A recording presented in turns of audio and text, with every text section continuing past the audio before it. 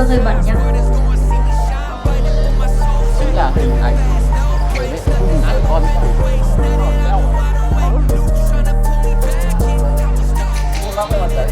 Tôi đang đợi thầy hỏi. Hello tất cả mọi người. Mọi người thấy nắng như thế này thì mọi người có đang đoán được mình đang ở đâu không? Mình đang ở Hà Nội. Trong tuần ngày hôm nay mình có 24 tiếng ở Hà Nội. Mình sẽ đưa mọi người đi chơi Hà Nội một cách đúng nghĩa. Nhớ xem đến cuối clip để có thể xem được cái tour tham quan ở Quốc Tử Giám nhé mọi người nhé. Let's go! Trạm đầu tiên mình sẽ đưa mọi người đi tham quan phố người giàu ở Hà Nội. Có đất ở Hà Nội chắc là giàu, nhưng mà nếu mà có đất ở Hồ Tây thì chắc chắn sẽ rất là giàu đúng không? Nơi đây từng là nơi sinh sống của giới tinh hoa quốc tế và nhà ngoại giao đời đầu tại Việt Nam. Nhìn ở bên ngoài nó cảm giác kiểu hơi hỗn loạn và cũ kỹ một tí, nhưng mà theo một cách có trật tự ấy. Mà ở bên trong sẽ có những cái quán rất là tinh tế và đồ ăn rất là ngon. Tít chứ. Nên là bây giờ chúng mình sẽ cùng nhau đi ăn quán đồ chay.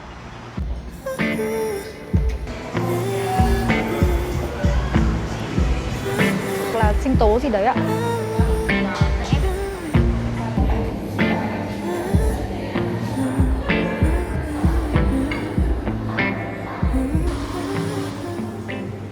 Cái quán ăn này nó nằm trong một tòa biệt thự Pháp. Bên ngoài thì nhìn là đổ nát hoang sơ, nhưng mà bên trong thì nội thất tiện nghi bất ngờ mọi người ạ. Các món ăn ở nhà hàng này sẽ là thuần chay và không có thịt nha. Bên trong thì cái kiến trúc của nó rất là cổ kính, nó cũng rất là thoáng mát nữa, nhìn hoài niệm cực kỳ luôn. Phải nói rằng nếu mà ở ngày xưa thì cái tòa biệt thự này cực kỳ là đắt tiền đấy. Ngồi đây cảm giác kiểu rất là chill này. Và ở đây các chị nhân viên cũng rất là dễ thương, cũng rất là nhiệt tình nữa. Đợi một lúc thì đồ ăn cũng đã lên rồi mọi người ạ. Được kiểu các chị trình bày rất là tinh tế luôn ý. Nhớ thử nước trước. Đây là một loại sinh tố. Sinh tố sẽ có dâu tây, chuối và dừa. Dâu tây thì kiểu có mùi thơm này, xong rồi cái mùi chuối và cái mùi dừa nó rất là béo và hòa quyện cùng với nhau. Cái nước này ngon thực sự luôn á. Tiếp theo sẽ đến phần chúng ta mong chờ nhất. Cái phần này thì là đây là một quán ăn thuần chay, nên là bên trong cái phần này của mình nó chỉ có nấm và rau thôi. Quả bánh mì bên ngoài thì thơm giòn, cắn vào cái phần nhân bên trong này quả thật là phải đánh giá cao mọi người ạ. Cái phần nhân có nấm và phần rau này khi mà mình ăn vào mình cảm giác kiểu nó không phải là chỉ có rau ấy, mình cảm giác nó giống như thịt cực kỳ luôn á. Nó rất là đậm đà. Cái vị nấm hương của nó ấy rất là đậm. Và khi ăn nấm thì nó còn có cái vị kiểu giòn giòn sần sật nữa. Và gia vị nấm mà được kiểu xào hoặc là bứng lên ấy, nó rất là ngon. Kiểu nó được giữ lại những cái tinh túy, cái ngọt tự nhiên của nấm. Cảm giác như kiểu mình đang ăn một khu rừng ấy, một cái tổ hợp khu rừng nữa. Ở trong này có rau này, xong rồi có nấm này. Và bánh mì sẽ là kẹp vào. Ảo thật đấy. Từ quán ăn mọi người chỉ cần đi dọc thẳng theo cái con ngõ này sẽ đi ra phố Quảng An. Đường Quảng An chính là con phố từng được tạp chí Anh bình chọn là một trong 30 con phố tuyệt vời nhất thế giới. Hồ Tây hôm nay có vẻ hơi nóng, nhưng mà cũng không nên kỳ vọng quá đâu. Điểm dừng chân tiếp theo đó chính là một khu tổ hợp mua sắm. Nếu mà mọi người đến Hà Nội mà không biết mua các sản phẩm local brand ở đâu thì hãy ghé chỗ này nhá. Chỗ này nó sẽ tập hợp rất là nhiều các local brand kiểu từ trong Hồ Chí Minh ra ấy. Và các mẫu mã của nó thì mình thấy cũng tương đối, không phải là quá nhiều. Giá cả dao động khoảng tầm từ 300 đổ lên. Khi mà mình đặt mua ở trên mạng thì mình không thể nào mà biết được cái chất lượng của nó. Nhưng mà sau khi ra đây sờ vào cái chất vải thì cảm thấy thực sự là cũng rất xứng đáng với các giá tiền. Và các brand Việt của nước mình thì cũng rất là mạnh so với các nước khác. Trông cũng rất là xinh á. Và ở ngoài kiểu nhìn nó tôn dáng hơn trong video nhiều. Đảm bảo là cái lúc mà học cấp 3 thì ai cũng sẽ có một cái áo và cái thương hiệu này trong tủ luôn ý. Gương hơi bẩn nha. Hip hop never die. Ồ, em nhìn ngầu ha. Ủa, đây cũng rất là xinh luôn đấy.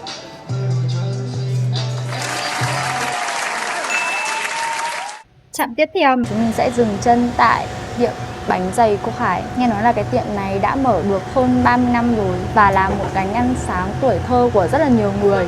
Hôm nay thì mình đã gọi 2 phần, một phần là bánh dày giò chả quế và bánh dày giò chả mỡ. Một phần như này sẽ có giá là 15.000. Nhưng mà nhìn cái này thì không biết là bánh dày giò hay là bánh giò dày nữa. Mọi người nhìn cái miếng chả mỡ này, nó siêu to luôn ấy.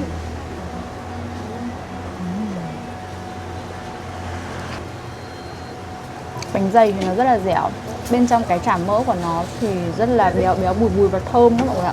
Bên ngoài cái chả này thì nó được chiên lên ấy, rất là ngon. Nếu mà mọi người đến Hà Nội chỉ ăn phở gà hoặc là phở bò hoặc là bánh mì thì hôm nay mình khuyên mọi người là nên ăn bánh dày giò.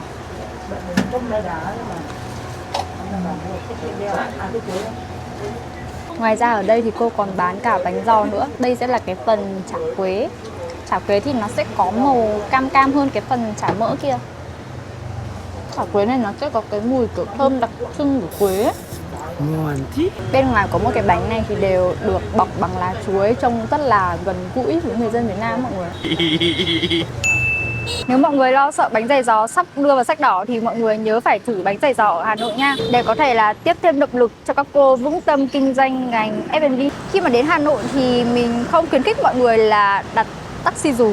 Kiểu khi mà mọi người đến bến xe hoặc là mọi người đi ngoài đường sẽ có người hỏi mọi người là em ơi có đi xe không và đi đâu để anh chở cho để giá rẻ, thì mình không khuyến khích là mọi người đặt cái xe đấy đi, bởi vì có thể là giá cả nó sẽ khá là cao và khá là chênh so với trên app. Nên là khi đến Hà Nội thì mọi người có thể dùng 3 app, đó chính là Grab, Xanh SM và Bit. Nhưng mà mọi người sẽ vào đấy so sánh giá cả xem là cái app nào rẻ nhất thì mình đặt. Rồi chúng mình sẽ cùng đặt xe đi bảo tàng phụ nữ.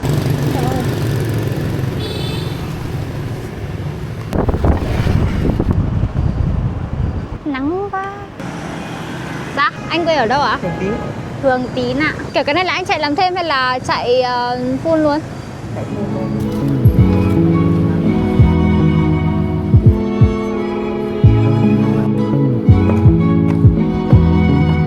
Ngồi xe một lúc thì mình đã có mặt ở bảo tàng phụ nữ. Mình đã mua vé vào có giá là 40.000 đồng và mua thuyết minh cũng có giá là 40.000 đồng. Mọi người nhìn xem này. Mình cảm thấy mình đang đeo quá là nhiều thứ ở trên người. Đây là bức tượng Mẹ Việt Nam, một tác phẩm khắc họa lại tình mẫu tử của người phụ nữ Việt Nam. Cái bức tượng này được trưng bày tại tầng 1, nhưng mà hôm nay khi mà mình đến thì có thể là tầng 1 nó đang tu sửa nên là chúng mình sẽ không được đi xuống tham quan. Và đây cũng chính là cái bức tượng, biểu tượng của cái bảo tàng này. Nên là chúng mình sẽ khám phá tầng 2 trước. Tầng 2 sẽ là mô phỏng cuộc sống của người con gái Việt Nam từ lúc còn thời con gái cho đến khi lấy chồng. Mọi người sẽ được tìm hiểu về các nghi lễ cưới truyền thống trong xã hội phụ hệ và mẫu hệ. Ở đây mọi người còn có thể nhìn thấy là những cái tấm thiệp cưới từ ngày xưa ấy mọi người ạ. Khoảng tầm độ chục 20 năm về trước là ở quê mình là đều có những cái tấm thiệp cưới như thế này. Còn cái này là cái gối em bé, kiểu lúc bé bé ơi là bé và mình còn được nằm cái gối này ấy. Đây chính là trang phục cưới truyền thống của dân tộc Dao Đỏ. Tầng 3 sẽ tái hiện chân thực những hình ảnh của người phụ nữ trong các cuộc kháng chiến, vừa trực tiếp tham gia chiến đấu và làm hậu phương vững chắc, góp phần làm nên những chiến thắng vẻ vang của dân tộc. Nếu như 2 tầng trước cho mình trải nghiệm tham quan về lịch sử thì đến cái tầng thứ 3 sẽ cho mình mở ra một cái thế giới sắc màu. Đó chính là trang phục truyền thống của 54 dân tộc ở Việt Nam. Người Dao, người Thái, rất nhiều các trang phục. Nhưng bộ quần áo này được làm rất là tỉ mỉ. Những bước chân dung này đến từ một hành trình rất đặc biệt. Từ năm 2010 đến năm 2012, họa sĩ Đặng Ái Việt đã đi 35.600 km qua 63 tỉnh thành trên một chiếc xe cúp để vẽ lên chân dung của các mẹ. Ở Hà Nội thì sẽ có phố cổ này, phố người Hàn và phố người Nhật. Nên là bây giờ mình đang có mặt ở phố người Nhật. Tại sao Hà Nội lại có một khu gọi là phố người Nhật là bởi vì từ những năm 1990 đến năm 2000 thì Đại sứ quán Nhật Bản được xây dựng tại đường Liễu Giai, ngay sát Kim Mã và Linh Lang. Kéo theo đó thì hàng loạt các tập đoàn cũng xây dựng ở gần đây, cho nên các kỹ sư Nhật Bản và người Nhật Bản đến đây sinh sống khá là nhiều. Nên là những cái quán ăn Nhật Bản cũng từ đó mọc lên, dần dần trở thành một khu phố Nhật Bản. Hôm nay mình muốn ăn ramen, đây là một món mì mà lần đầu tiên mình ăn nên là mình đã đến cái khu phố này. Và cái quán mà mình lựa chọn thì được đánh giá khá là cao. Bởi vì mình đến khá là sớm nên là chưa có ai cả. Khi mà mình vào quán thì các chị sẽ cho mình một tờ giấy để cho mình điền món mà mình đã chọn và sẽ giảm mặn, giảm mỡ. Khi mà mọi người muốn ăn nhiều mỡ, mọi người muốn ăn mặn thì mọi người có thể điền vào đó và các chị sẽ làm cho mình và bưng lên. Mukbang thôi mọi người ơi.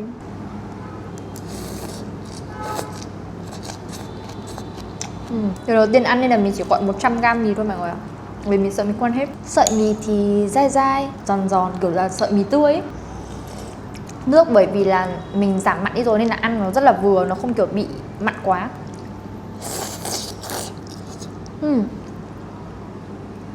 Ô, nhìn cái miếng thịt này mình cảm tưởng kiểu nó sẽ rất là nạc, kiểu nó rất là kiểu khô với nạc ấy, nó khó ăn. Nhưng mà không, nó rất là mềm, béo và kiểu nó được ninh mềm nhúi, ăn ngon thật sự ấy. Trong này thì có cả rau bắp cải và có cả giá lỗ. Thật ra là mình đang muốn ăn cái món mì ramen này lâu lắm rồi ấy, nhưng mà chưa có cơ hội để thử. Một là bởi vì lúc trước không có tiền, với lại hai là không có ai đi ăn cùng. Nhưng hôm nay mình đã có động lực một mình đi ăn.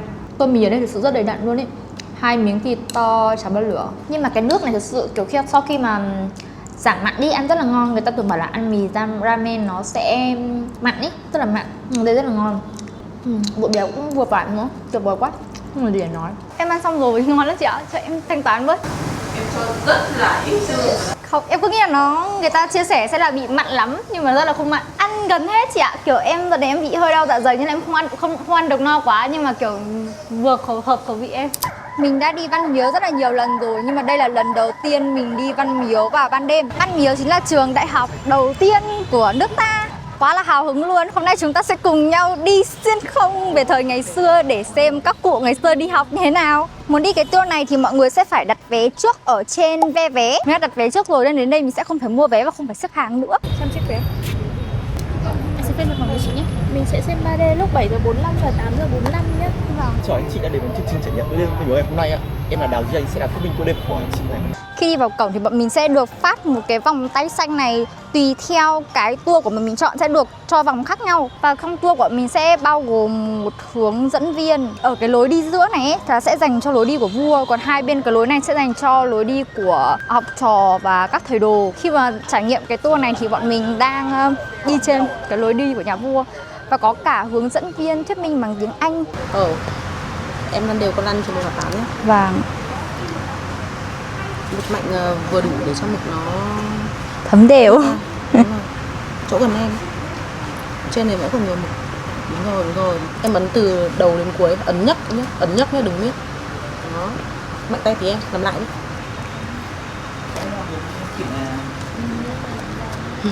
Xí lắm. Đợi 2 phút tranh khô nhé.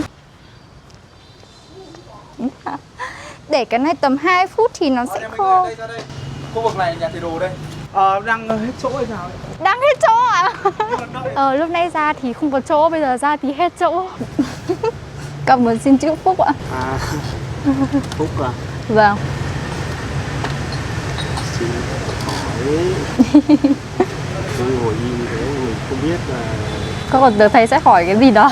Tôi đang đợi thầy hỏi. Và cách cầm bút như sau ạ. Chúng ta chia cán bút làm 3 phần và cầm một. Dùng tay phương thuận nâng bút vuông góc với mặt giấy. Sau đó nâng bút theo chiều ngược. Rồi, chúng ta quan sát lên đây. Đúng không ạ? Kéo và đẩy thôi. Kéo đẩy. Sau một hồi thì bắt đầu đã đến lượt phải chị Phạm rồi. Tên mình là An, thì mình sẽ viết chuyện không viết chữ An nữa. Thầy bảo là ngày bị gọi tên giày xéo rồi nên là sẽ không viết chữ An nữa. Viết chữ Việt. Không hiểu. Chưa nhỏ đấy, cứ cầm này xong rồi vuốt hết những cái mực này đi này, xong rồi để là xong rồi cho nó nhọn cái này xong rồi viết. Không rồi, ý là ghi có bắt buộc rồi phải ghi ở đâu đâu. Học. Ghi ở đâu chưa? Phi tùy viết rồi. Wow.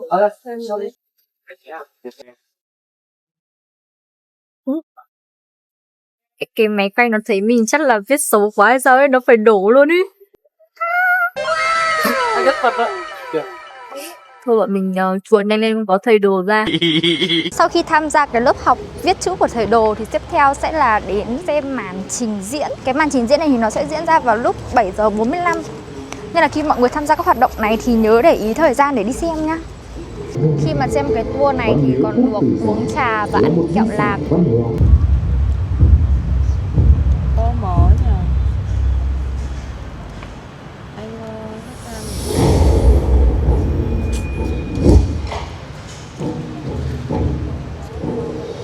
Tour đêm Văn Miếu quả thật đã cho mình một cái nhìn rất khác so với Văn Miếu vào ban ngày. Quả thật là cái tour này thực sự cực kỳ là xứng đáng luôn đi mọi người ạ. Được trải nghiệm các hoạt động này, xong rồi còn được xem show trình diễn cực kỳ là bắt mắt.